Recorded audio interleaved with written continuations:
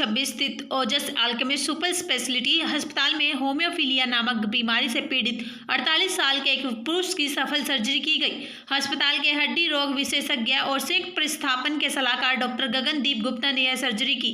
उन्होंने बताया कि इस बीमारी से पीड़ित लगभग 100 लोगों का विश्व भर में ऐसा ऑपरेशन हो चुका है और यह बीमारी आनुवंशिकता यानी कि हेरिडिटी वह प्रक्रिया जिसके द्वारा माता पिता के शारीरिक या मानसिक गुण संतान तक पहुंचते हैं। उन्होंने बताया कि उत्तरी भारत में यह अपनी तरह का पहला केस कहा जा सकता है। चैनल 18 भारत के लिए पंचकुला से राजकुमार की ये रिपोर्ट। गुड आफ्टरनून एवरीवन, मैं doctor Gagandeep Gupta, consultant orthopaedics and joint replacement surgeon, alchemist Ojas hospital Panchkula. तो आज मेरे साथ मेरे पेशेंट बैठे हैं मिस्टर अनिल कुमार, जो कि फतेहाबाद के रहने वाले हैं। हम इनकी जो प्रॉब्लम है उसके बारे में जानकारी देंगे। इनको हीमोफीलिया ए की प्रॉब्लम है, जो कि एक ब्लीडिंग डिसऑर्डर है। ये बेसिकली जेनेटिक डिसऑर्डर होता है जो हमारे जीन्स हैं उनके कारण ही आगे फैमिलीज़ में ट्रैवल करता है और सिर्फ मेल्स को अफेक्ट करता है। तो हीमोफीलिया ए प्रॉब्लम क्या होती है, इसमें जो फैक्टर 8 होता है हमारे शरीर में, खून में एक फैक्टर 8 होता है जो खून को जमाता है या ब्लड क्लॉट करता है। उस फैक्टर की काफ़ी कमी होती है, जिसके कारण जब भी इनकी कोई एक्सर्शन हो या चोट लगे तो जोड़ों में ब्लीडिंग शुरू हो जाती है। लगातार ऐसी ब्लीडिंग रहने के कारण इनके जोड़ों में आगे सोजिश हो जाती है या जो जॉइंट्स के बीच में ग्रीस होती है या कार्टिलेज होती है वो डैमेज होना शुरू हो जाती है। तो शुरू में तो इसका इलाज दवाई, सिकाई, फिजियोथेरेपी इन सब चीज़ों से चलता रहता है, बट अल्टीमेटली अगर जोड़ ज़्यादा डैमेज हो जाए तो फिर हमें इसका कोई सर्जिकल ट्रीटमेंट करने की ज़रूरत पड़ती है।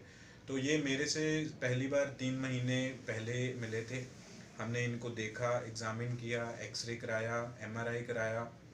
एक्सरे में देखा मैंने, जैसे मैं पहले भी एक्सरे इनका जो था ये इनका एक्सरे अगर हम देखें तो हड्डियां बिल्कुल आपस में चिपकी हुई हैं और जो नीचे वाली हड्डी है उसमें अराउंड 3 से 4 सेंटीमीटर का खड्डा बना हुआ है। तो इसको हम सिस्ट बोलते हैं, सब आर्टिकुलर सिस्ट बेसिकली। तो ये हमारे लिए बहुत चैलेंजिंग था सर्जरी में मैनेज करना। हमने पेशेंट को डिस्कस करके उसके रिस्क इन्वॉल्व जो भी इनको बताया कि इसमें क्या क्या रिस्क इन्वॉल्व हैं, उसके बाद हमने सर्जरी के लिए प्लान किया। तो इस पर्टिकुलर सर्जरी में जो रिस्क इन्वॉल्व थे, एक तो हमें इनके लिए फैक्टर 8 अरेंज कराना पड़ा, जो कि 50,000 इंटरनेशनल यूनिट हमने फैक्टर 8 अरेंज बेसिकली पेशेंट हमने अरेंज कराया, बट उसकी कॉस्ट सारी पेशेंट को बियर करनी पड़ी।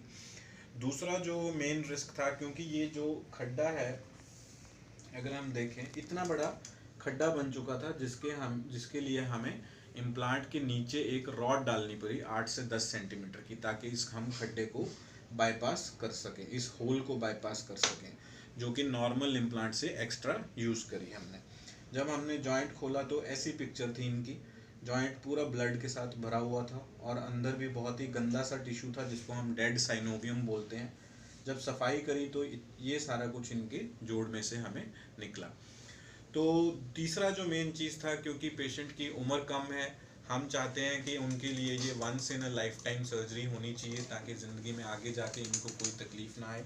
तो हमने गोल्ड इम्प्लांट यूज़ किया, नॉर्मल घुटने से डिफरेंट गोल्ड इम्प्लांट, जिसकी जो लाइफ होती है नॉर्मल इम्प्लांट से 10 से 15 साल ज़्यादा होती है। ये कॉस्टली भी होता है, नॉर्मल इम्प्लांट से 20 से 25 हज़ार रुपये कॉस्ट ज़्यादा होती है इसकी। चौथा जो मेन चैलेंज था हमारा, इन्फेक्शन। नॉर्मल नी रिप्लेसमेंट में 1% इन्फेक्शन के चांस होते हैं, बट हीमोफीलिया के पेशेंट में अगर हम नी रिप्लेसमेंट करते हैं तो अराउंड 15 से 17% इन्फेक्शन का चांस होता है, जिसके कारण हमें 2 एंटीबायोटिक यूज़ करने पड़े, एंटीबायोटिक कोटेड सीमेंट यूज़ करना पड़ा जो हम बोन सीमेंट यूज़ करते हैं। पांचवी जो चीज़ है कि हम नॉर्मल किसी भी सादा नी रिप्लेसमेंट में स्पाइनल एनेस्थीसिया यूज़ करते हैं, बट सिंस इनको हम स्पाइन में इंजेक्शन नहीं लगा सकते थे, जिसके कारण हमें जनरल एनेस्थीसिया यूज़ करना पड़ा। तो पेशेंट आज मेरे को दिखाने आए हैं, काफ़ी खुश हैं अपनी सर्जरी से, अच्छे से चल फिर रहे हैं। ये बेसिकली पेशे से टीचर हैं, स्कूल भी इन्होंने ज्वाइन कर लिया है।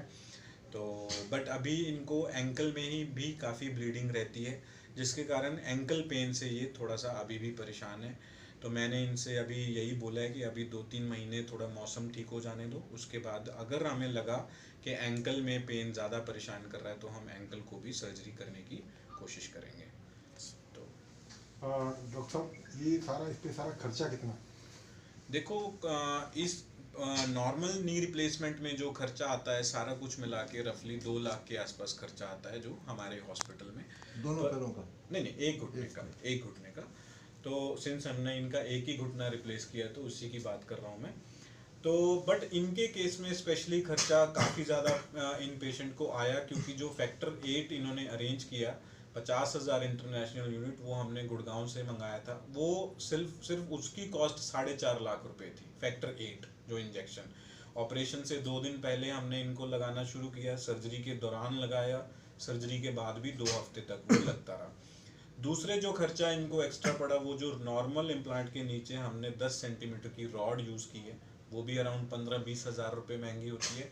और ये जो गोल्ड इम्प्लांट है ये भी सादा इम्प्लांट से 30,000 रुपये महंगा होता है। तो रफली 2 लाख की बजाय इनको ये सर्जरी 6.5-7 लाख रुपए में पड़ी है। बट अच्छी बात ये है कि हरियाणा गवर्नमेंट बेनिफिशियरी हैं, तो शायद इनको वो सारे पैसे रीइंबर्स हो जाएंगे। ये गोल्ड प्लेटेड होता है?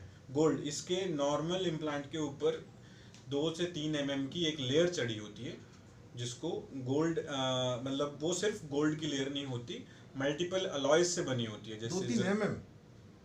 2 mm माइक्रोन्स होगा नहीं? नो mm, अच्छा मिलीमीटर। अच्छा बाई मेटल काइंड ऑफ। हाँ, तो बेसिकली ये अलॉयज से बना होता है, बहुत सारे कोबाल्ट, क्रोमियम, जिरकोनियम, ये कहाँ मॉलिब्डेनम। बनता है आपका?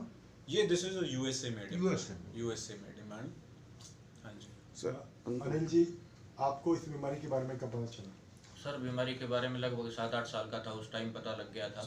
जब मैं छोटा था, खेलता था, चोट लगती थी तो एक तो ब्लड नहीं रुकता था, और दूसरा ये है कि जहाँ भी चोट लगती वहाँ सोजिश आके वो काला पड़ जाता था, निशान चकते पड़ जाते थे, इंटरनल ब्लीडिंग होती थी।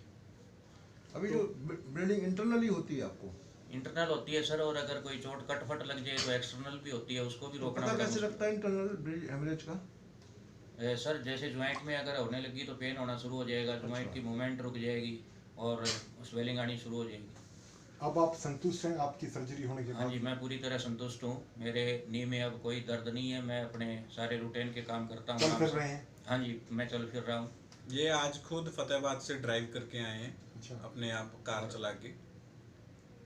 किसी के प्रकार की परेशानी नहीं है। और मैं आपके माध्यम से अपने हीमोफीलिया जो साथी और मेरे बहुत हैं उनको कहना चाहूँगा कि अगर उनको जॉइंट्स की कोई प्रॉब्लम है, किसी भी जॉइंट्स की, तो वो एक बार अल्केमिस्ट ओजस हॉस्पिटल में डॉक्टर श्री गगनदीप गुप्ता जी से ज़रूर मिलें और अपना समाधान करवाएं। धन्यवाद।